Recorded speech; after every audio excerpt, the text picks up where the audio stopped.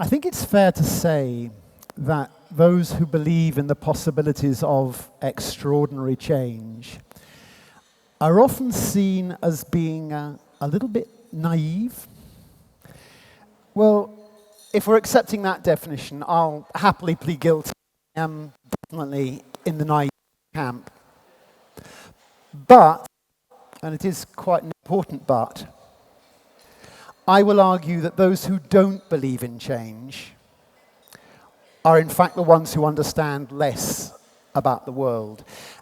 The Polish writer Czesław Miłosz wrote in 1987, "Our natural tendency to place the possible in the past means that we often overlook the acts of our contemporaries who defy the presumably unmovable order of things and thus accomplish what at first has seemed impossible." I love that phrase of Miłosz, defy the presumably unmovable order of things. I've seen many remarkable things as a journalist and in the field of human rights. And I have repeatedly seen Miłosz proved right, seen people defying the realists and thus achieving quite impossible things. The first time that I saw the impossible become true was right here in Poland. Here's my identity card from that time when I was teaching English at the university in 1980. Solidarity, Solidarność, was a mass movement whose very existence, the existence of solidarity, fundamentally challenged the one-party state. So realists around the world said the ambitions of solidarity go way beyond the achievable. You have to remember that Leonid Brezhnev was the Soviet leader at that time, and he was famous for sending tanks in all over the place. Czechoslovakia, 1968, Afghanistan. If you wanted tanks, Brezhnev was definitely your man. But even with Brezhnev in the Kremlin, solidarity did become real. I still remember how the radio programs were interrupted. We switched on the television, and we saw the unthinkable happening. Basically, this was an opposition movement being made legal right in the middle of the Soviet bloc. And those very memorable days and weeks where we saw that huge courage had just achieved impossible things have significantly influenced my understanding of the world to this day. Because this is the crucial thing to remember about this story. All of this happened, these incredible things, 5 years before the reformist leader Mikhail Gorbachev came to power in Moscow. A year later, tanks did go on the streets. And the realists could say, "You see, we told you so. It was always unrealistic to think that this could be achieved." But I remember that acts of defiance, small and large, continued in Poland at that time, filled with both courage and with mischief. One example, Solidarity had called for a boycott of the television news. But some people said, well, what's the point of having a boycott if I'm sitting inside my living room and nobody can see what's happening? So some people said, let's pick up the television, we'll walk it across to the window, and we'll have the television facing outward onto the street. Other people said, well, we want personal involvement, so they went out onto the street between 7:30 and 8 every evening during the television news. But a third category, and this is the bit of the story I love most of all, wanted to combine both elements. So how did they do that? Well, they picked up the television, they walked outside their apartment, They walked downstairs, and then they put the television onto their shoulders, or they put it into children's pushchairs, and they pushed it or carried it along the street. The authorities had no idea what to do. They kind of couldn't find an article in the criminal code which says, you shall not push your television along in a pushchair. And they couldn't think what to do. So all they could find to do was to bring the curfew hours back from 11 p.m. to 7 p.m. In other words, although they had all the guns, they had all the tanks, they had all the power, fundamentally, it was them, the authorities, who lost out. Many, many other protests throughout the 1980s. The Orange Alternative, a wonderful group, which started organizing demonstrations not against the government, but in favor of the government. They didn't, of course, mean it, but it is quite difficult for a government to arrest people for the crime of irony. And so they had slogans which demanded better working conditions for the secret police. They said it was very, very unfair that the secret police had to work 24 hours a day, and surely they should be allowed an 8-hour day. The secret police, who were supposed to be arresting them, didn't quite know what to do. Now, some might say these stories are all very well, but what did they actually change? Well, the answer is quite a lot, actually. A year after that demonstration mocking the secret police, Solidarity, which of course was supposed to have been dead, according to the realists, for several years, was re-legalized. And in June 1989, elections took place. Here, as you can see, Gary Cooper has gained his Solidarity badge in what became known as the High Noon poster. And it kind of was an electoral high noon. It was a sort of non-violent showdown that we saw. Solidarity won a kind of faintly ridiculous 99 out of 100 seats in the freely elected chamber. 99 out of 100. My colleague Ann Applebaum and I met the Polish leader, General Jaruzelski, a couple of days later. He was the same guy who'd put tanks on the streets 8 years earlier. And Jaruzelski did admit the scale of his party's defeat. And so 2 months later, I was back in Warsaw, again watching unthinkable things happening caused by people's courage. I sat in the gallery of the Polish Parliament watching a non-communist Solidarity Prime Minister being sworn in to power. Europe changed forever on that day. 2 months later, I was in Leipzig, in East Germany, amidst a crowd of tens of thousands who were there. The authorities on this particular evening had threatened to use lethal force against anybody who dared to come out that day. They'd done all this, of course, because they wanted to frighten people into staying at home. But as became clear when I came out of the church after the service and before the protests began, it was clear that despite and because of the threats, actually many more people had come out that day than ever before. I felt this pit of fear in my stomach, wondering if I was going to be seeing people shot down in front of me in just a few minutes' time, like it happened at Tiananmen Square just 4 months earlier. And then this incredible thing happened. And the incredible thing was that absolutely nothing happened. It wasn't just that there was no shooting that day. There weren't even any beatings or any arrests, all of the things which had happened on every single previous occasion. The regime had taken fright at the very last moment because of the courage of so many.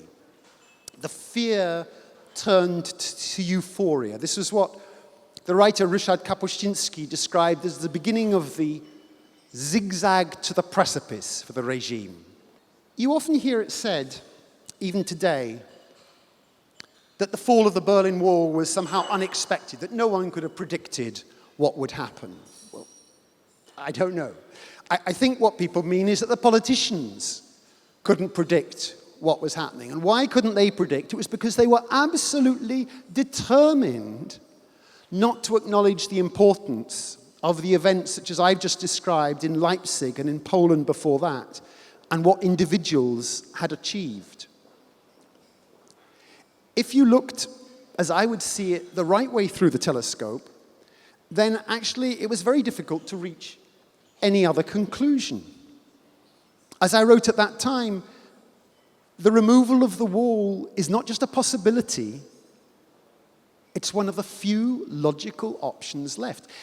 And that was not rocket science as a conclusion. It was the only conclusion you could reach if you appreciated the importance of what individuals had achieved. So, one day after I wrote that piece, exactly 1 month after those amazing events in Leipzig, 5 months after those Polish elections which broke open the one-party system forever, and 7 years after that story about the televisions in pushchairs, the Berlin Wall, which had stood for 28 years and was supposed to be there forever, broke open.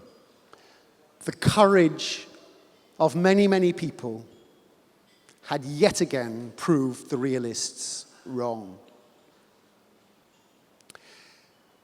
Over the years, I met Václav Havel a few times, the late, great, endlessly jailed Czech playwright and president who famously talked of the importance of, as he put it, living in truth.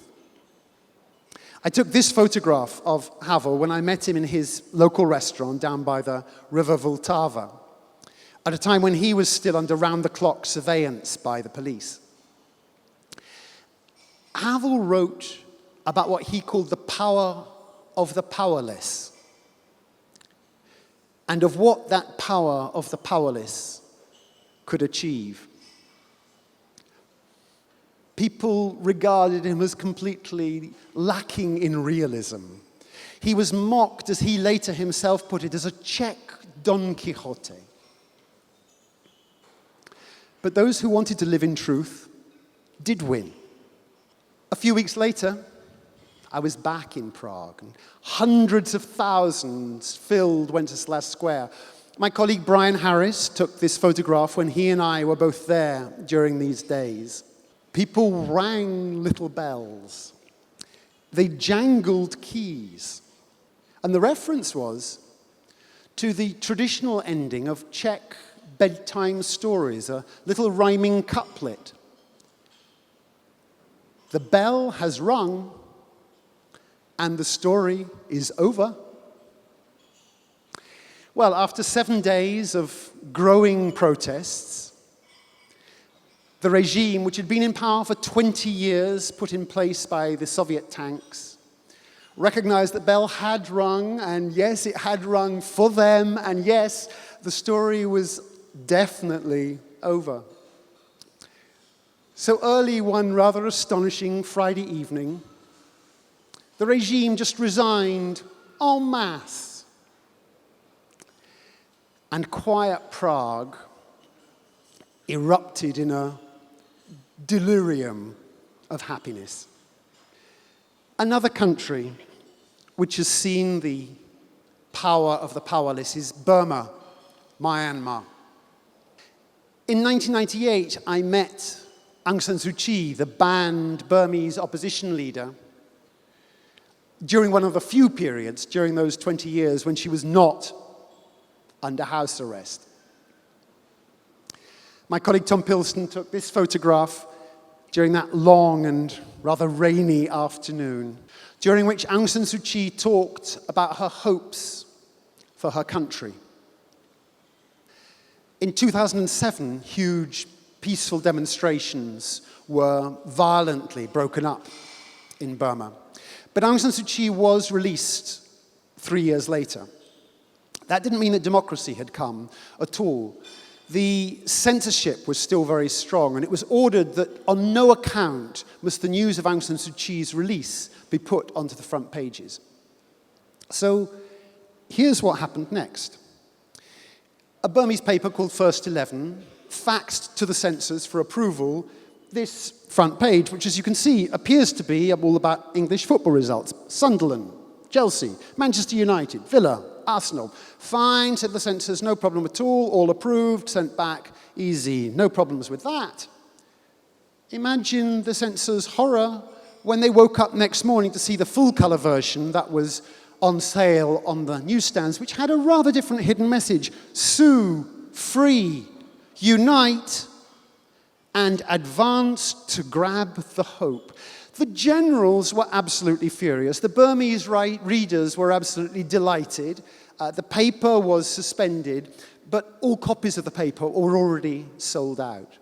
Little act of defiance like that all continued to create further change. So the next time I saw Aung San Suu Kyi was in Oslo in 2012, when she was finally able to go to pick up the Nobel Peace Prize she'd been awarded so many years earlier. She made a point in that conversation of thanking not just Amnesty International, but all of those around the world who hadn't gone with the realists and who'd continued to believe in the possibilities of change. We're often told about what isn't achievable. And it's true, you never know what will happen exactly until it does happen. In China, I think it would be a brave person who would dare to predict exactly what is going to change and how and when. But I think we have to admire the courage of somebody like Liu Xiaobo, jailed for 11 years simply for daring, in Václav Havel's phrase, to live in truth. This picture was taken at a rally in solidarity with Liu when he was awarded the Nobel Peace Prize in 2010. But there are many, many Liu Xiaobos with small acts of resistance across China every single day. Ai Weiwei, the Chinese artist who is famous for his fearless defiance, he took this photograph after he'd been arrested and beaten in his hotel room, and he put it out on the internet in order to publicly shame the lawlessness of those who were supposed to be the law enforcers. As he himself put it, never retreat, retweet. The Polish poet Stanisław Baranczak wrote a poem in 1978 called "Those Men So Powerful." You were so small compared to them who stood above you on steps, rostrums, platforms.